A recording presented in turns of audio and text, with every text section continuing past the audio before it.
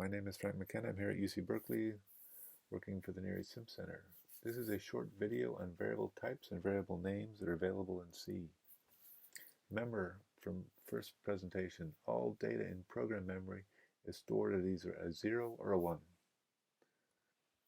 So the smallest unit of data, each of those individual 0, 1s in program memory, is actually called a bit. Now the trick programmers have used since programming began is to group bits together to represent more things, more data.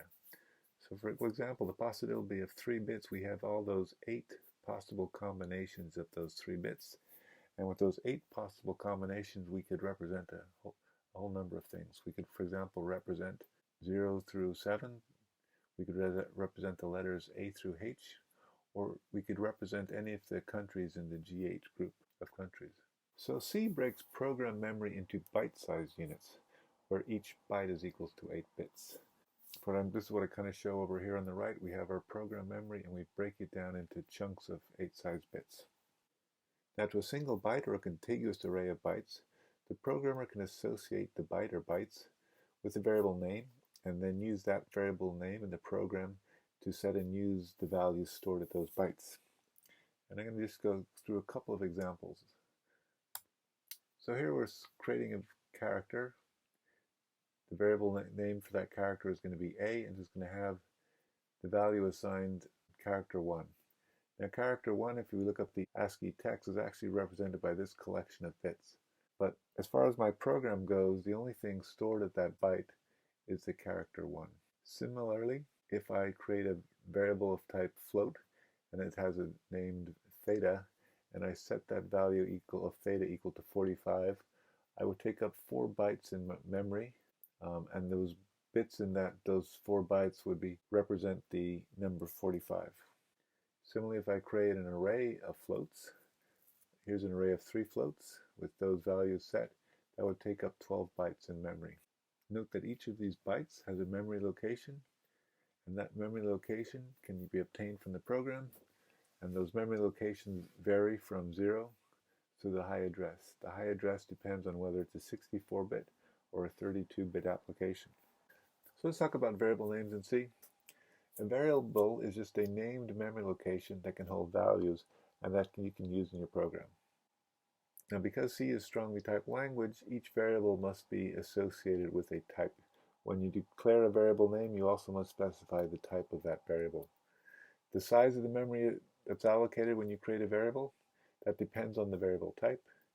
And the variable names are actually made up of characters and digits. They are case sensitive, and the names must start with a character. An underscore counts as a character. You cannot start names with digits or funky characters. And also there's certain keywords that are reserved and they cannot be used as variable names. For completeness, I'm just showing those keywords that you cannot use as variable names. So now let's go over the basic types that are available in C, and we're going to start off with a character. Character is of size 1 byte, which gives you 2 to the 8 or 256 possibilities. The characters, they use the ASCII character set, which only uses 128 of those possibilities. And for example, if we're declaring a variable of type character, this is how we do it in a C program. Its character is the variable type, 1 is the name of the variable, and then we're going to assign it equal to the character 1. Remember, this is not the number 1, this is the character 1. Here we're assigning the character variable name, we're going to give it yes, and we're assigning it equal to the character uppercase Y. If we quickly looked at what 1 would be, here's that ASCII table in the background. Here's 1, there's the ASCII thing for 1, and there's the 8 bits that would actually exist in memory if we set that character. Next up we have integers. Integers take up 4 bytes, so there's 2 to the 32 possibilities for those 0s and 1s. And basically that means that any int can be in the range of negative 2 billion to positive 2 billion. An unsigned int, again, 4 bytes. They're all positive, so the numbers can range from 0 to positive 4 billion. Here's how we define variable names of types ints and unsigned int, and we're setting them equal to have their values. So in C, and then like most other programs, a float is 4 bytes and a double is 8 bytes. And the representation of the zeros and ones follows the IEEE 754 format, where a certain number of bits are set aside for the mantissa, for the exponent, and then there's one bit set aside for the sign, indicating whether it's a positive or negative number. So with a float or a double, float is 32 bits, double 64 bits, we can have exponents 10 to the minus 38 to 10 to the positive 38 with a floating point number, and 10 to the minus 308 and 10 to the positive 308 with the double, which gives us, and the mantissa, basically the number of bits set aside for the mantissa, gives us approximately 7 decimal digits of accuracy for a float and 16 decimal digits for a double. And here's how we create a variable of type float. And in this case, we're using theta again over here. And here we create a variable of type double, calling it force. So just like in base 10, not all numbers can be represented in a limited set of bits. So just, for example, in base 10, we can't represent 1/3 in a finite set of digits. So there's a lot of numbers that cannot be represented in a finite set of digits in base 2. Here's a quick example. I'm showing 1.72 in base 10. This is one way of converting it to base 2. It's not the best way, but it just shows you what's going on. So if we're using 10-bit mantissa, this would be the 10-bit mantissa we'd set aside, and this is 1.72. This is our original number. If we convert our bits back, we get 1.719. So it's close, but it's just not exactly the number. So floats and doubles cannot represent all numbers exactly. What's the error in the possible numbers? It depends on the floating point value size, and this graph here just shows you the relationship between the precision and the floating point values. And a simple question, and one you could play with using this approach, or you could Google online how to represent a number in IEEE, how to convert a number to IEEE. So the question is, can 0.1 be represented on a computer using IEEE? So we'll bring that up in the discussion tomorrow. So a variable that you've not seen before that exists in C is called a pointer. A pointer is 8 bytes if it's a 64-bit application or an x64 application, or it's 4 bytes if it's a 32-bit application. So pointer, you basically holds an address, a memory address. Remember previously I said that each variable has a memory address? Well, a pointer is a variable that can store what those memory addresses are. So here, for example, I'm creating a floating point type. I'm giving the variable named theta, and I'm setting its value equal to 45. So what's going to happen is the compiler is going to set aside some spot in memory for that variable, and that spot in memory, remember, it's going to have some location somewhere between 0 and the high address.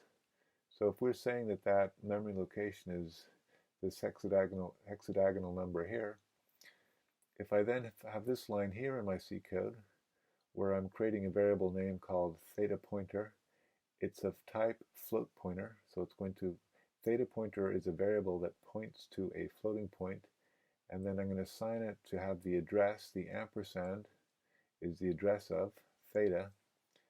In my C program, I would have this. I would have 8 bytes of data set aside, and those bytes would contain the hexagonal number equal to the address of that first byte of theta. So let's go over I have a little example in code pointer1.c, which will explain variables in a little bit more detail. So remember, a pointer variable is a named memory location that holds an address. So it's a variable that just holds the address of some other variable. Now to declare the pointer, you use the unary star. So in this line here, I'm declaring the variable pointer x, and I'm saying that it's a pointer to type integer. So this is how I do it. Variable pointer x is a pointer to an integer. And this is what the memory would look like if, these two lines of code. I'm creating a variable x, I'm assigning it equals to 10. I'm also declaring a variable y. I'm not setting it equals to anything. So initially it's just going to be whatever happens to be there, whatever 0 and 1s happen to be there. So we might as well just treat it as drivel. And then I'm creating the variable pointer x. It's an integer pointer, and I'm just assigning its value equal to 0. When you use pointers, So a little aside here, when you use pointers, always do an assignment and always set it equals to 0. Now, what we want to do, the unary ampersand gives the address of an object in memory. So what I'm doing here is I'm saying that the pointer x is equals to the address of x. So remember, x is that memory location given by this hexagonal number, and what this line is doing is just setting the variable to have that value.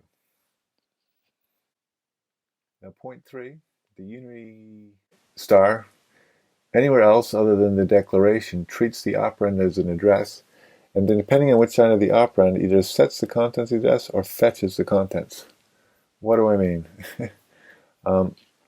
So in this first line here, y equals star pointer x plus x, we are saying that we're going to set y equals to x plus star pointer x is whatever is at the address that x is pointing to.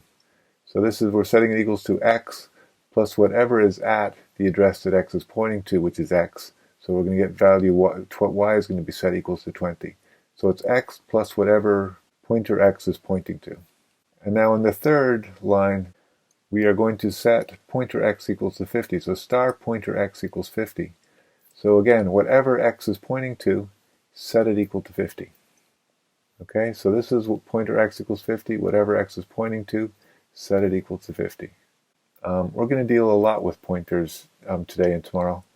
So we're going to have to get used to them. It's the hardest part of C is understanding pointers. Bool is a 1 byte, can be true or false. And the thing about if you want to use bools is actually not, it wasn't in the original standard, therefore to include it, it's in any compiler that is C99 and above. To include a bool, to use bools, you have to hash include standard bool.h. So I'm going to go through some really quick examples on variables, usage in a program. We're going to create a program, var1.c. It's pretty much exactly the same as the hello world example we saw previously. The only difference is these 3 lines here. I'm declaring a variable, its name is a, and it's of type int. On this next line, I'm assigning a to have the value 1. And then in this line, the printf, instead of passing 1 argument now, I'm passing 2 arguments. The first one is a string with this %d. We've seen this in Python. So what the %d will do is in that function printf, it will take whatever that first argument is, put it in here, and print that out. This is variable 1.c. Slight difference in variable 2.c. I'm initializing the variable as I create it. So again, I'm creating a variable. Its name is a, and it's going to have the value 1. This program will print out exactly the same code. So the different variable types, this is how we print them out. We're defining an integer I1, a floating point number F1, a double D1, and a character C1. So the printf again, this time it doesn't take 2 arguments, it's taking 5 arguments. Again, the first one is this formatting string. We're telling it print out int, %d, that %d stands for integer, %f float, %lf is a double, and %c is a character. The difference between this line and here I'm %e, we're going to spit it out in scientific notation. And then the third line, like Peter showed when he was going through Python, we can specify the number of characters that are set aside, and then the number of significant digits that are printed when we use the scientific notation. So here we're going to use something that's 16 characters wide, 3 decimal digits. So up until now, we've only dealt with single floats, single characters, single doubles. We're engineers, we don't deal with we deal with vectors all the time. Vectors go in something called arrays.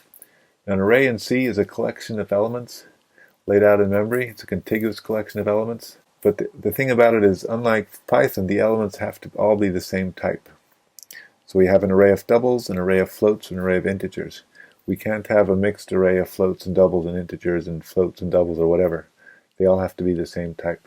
This is how we declare it. We're declaring an integer array that's of size 5. It's going to have the name int array, and we're going to assign it. We're going to give it some initial values, 19, 12, 13, 14, and 50. Again, in memory, we're going to get an integer is 4 bytes. We're going to have 20 bytes in memory. Each of those bytes, each 4 bytes is one element of that array, and we access them using these square brackets. A0 is the first, and A4 is the last. Like Python, unlike MATLAB, indexing starts at 0. And this is just how we set the values. So int array 0 equals 21 would do this, would swap that value out to now be 21. And then if I was to print out the first or last, I'd see the 21 and the 50. And again, we use square brackets to access the values. It's multi-dimensional arrays. You can have n-dimensional arrays in C. It's not widely used because typically we're going to call Fortran routines to do our matrix operations. Now, the thing to know about when we're dealing with Fortran matrices, when we create a real array in Fortran, it's actually stored as an array, a single dimensional array, and those components are put in column major order. If we did the same thing in C, we would not get the same arrangement of those components, and it's called row major ordering.